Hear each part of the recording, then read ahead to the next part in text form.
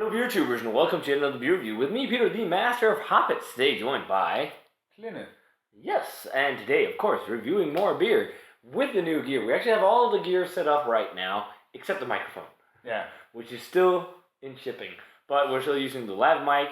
Should still sound better than just the sound from the Canon camera. So today, guys, we're doing a little brewery showcase of some beer from Dry and Bitter Brewing Company. These beers were provided by bestofbeers.dk, and they just got them in fresh. So check them out if you want to try these bad boys. Link for the Best of Beers website is in the description below. So these guys, Dry and Bitter Brewing, are basically the guys behind Fermentoren, or the fermenter in Copenhagen. Okay. So it's Søren Pagavagner, who before that had Crooked Moon, and I think he brewed at Nørrebro Bryghus for a while too. And then he did Fermentoren as well. And he has this brewery with his good friend Jay, who also works at Fermentoren. And I'm not sure if Mess, who works at Fermentoren Aarhus, is also involved in the brewery. I should know that because he's a friend of mine, but sorry, Mess. But it's awesome that we're finally getting some Dry and Bitter Brewing in bottles because they're making some really good beer. Should be really cool. So these are the first bottles that showed up, and this is the Christian Bale Ale, which is a session IPA on 4.6%, featuring mosaic hops. So that's awesome. So that's the one we're going to start off with.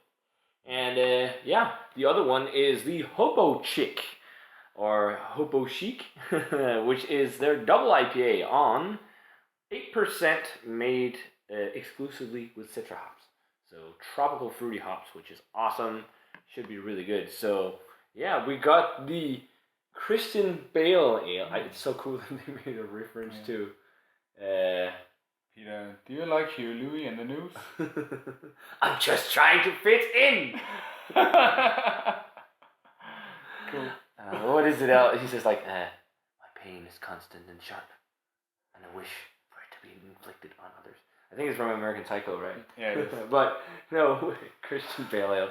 We got it poured, and it's a nice, hazy looking session IPA, white head to it. Kind of dirty looking. Yeah, it's got some haze to it, it's a little bit of yeast skunks, but a nice yellowy color. Let's check out the aroma. Very citrusy and lemony. Very much. Oh, it's got that kind of fruity. Yeah, very grapefruity. It's got that kind of. I got that sometimes with mosaic, like a blueberry-esque note. Blueberry. Yeah, like light in this one, just a light blueberry-esque note. Yeah, when I think blueberry, I think More sour. iron, maybe. And I'm definitely getting some tropical notes too as well, like Yeah, some, especially pineapple and passion fruit. It smells so refreshing. That's good. Hint of sweet malt. Smells nice. Let's give it a taste. Cheers, and thanks to Best of Beers for the beer.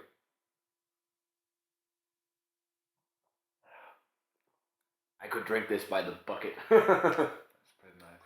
That is super sessionable. Well, it is a session IPA. 4.6%. Good kick of bitterness on the back end. Actually, like the bitterness kind of grows on the back end. Oh, it grows. It's not gross. Yeah. Okay. Yeah. Really nice mosaic flavor though. I think it's more grapefruit and citrus flavors on the flavor. I'm not getting much of the blueberry-esque note. But it's very juicy. Very juicy. Kind of like it's got some of the West Coasty, bitter, grapefruity, slightly dank flavors to it. But definitely also some nice tropical notes like pineapple. Mainly pineapple and passion fruit, I'd say, because it's kind of the tropical fruits. Moving on to Hobo Chic or Hobo Chic. I have drunk many a pints of this one before. I've had both of the beers before on draft at the Fermentoren or the Fermenter, so I knew them already, but they're really nice beers. So, all citra hopped double IPA. I'm my first timer. Yeah, on 8%. This is a bit darker. Yeah, a bit more orange, of course, because they needed more malt in there, but like a nice kind of orange, hazy orange color, white head to it. Yeah. Check out the aroma on Hobo Chic. Oh, that's also very tropical. Yeah, but that's maybe not as much. No, maybe it's not as explosive as Christian Bale Ale on the aroma. This was a bit more balanced, more. Yeah, it's got a little bit of a sweet malt, slight caramel maltiness to it. Or maybe not caramel, but just a little biscuity, sweet, bready maltiness. But yeah, it just overall it just smells sweeter. Less Similar profile, Yeah. like it's got those kind of sweet citrus fruits and kind of tropical notes. Yeah. Oh, the mouthfeel on this one is, by the way, like lighter side medium. It's like quaffable, sectionable, so it's super light mouthfeel. But yeah, smells good. Let's give it a taste. Cheers. Cheers.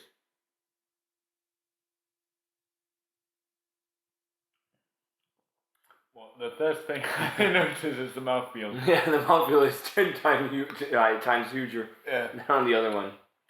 This is reminding me of some of those kind of Midwest IPAs because it's also a bit sweeter, both in like hop and malt profile. It's not as bitter and dank, I think, actually. It's got a little bit, but not too much. Yeah, well, it's still bitter though. It's like it's a double IPA. Sweet and bitter. Yeah. Whereas the other one was more like fresh and bitter. It's got a bit of sweet malt, a bit of, again, of that kind of doughy breadiness, but lots of bitter grapefruit. Lots of bitter grapefruit. And sweet citrus fruits.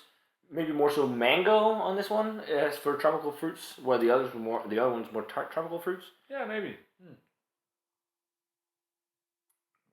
Definitely also like grapefruit rind and then pithy grapefruity. It's got some dankness to it as well. It's kind of, they're leaning towards something like West Coast, Midwest, something like that. Really nice IPAs though. Christian Bale Ale, the Session IPA, I'm like a 93. It's You just could like get dangerously drunk on this shit. yeah, I guess you could. You could inflict this beer upon others. Yes.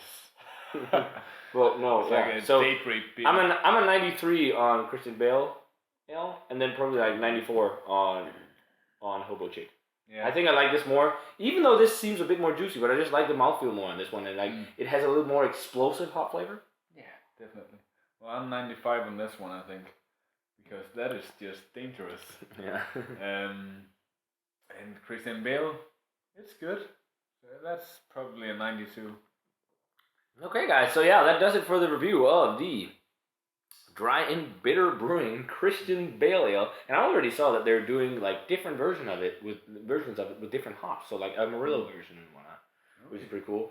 And the Dry and Bitter Brewing Hobo Chic or Hobo Chic. I don't know how you say it actually. How they want us to say it. But definitely check out Dry and Bitter Brewing for sure as well. They have a lot of other good stuff like some of their Imperial stouts. And also check out Fermentoren, both in Aarhus and Copenhagen if you get the chance. And they have a beer festival soon. Fermentoren's Flying Circus. So get your tickets for that too. And also thanks a bunch, of course, to Best of Beers for the beers. You can get them on there if you want to try them. And as always, remember to comment, subscribe, check out the Facebook fan page and Twitter and Instagram, and leave us a like. And we're going to say cheers. Cheers, Pete. Cheers, Pete. And see you guys in another beer review.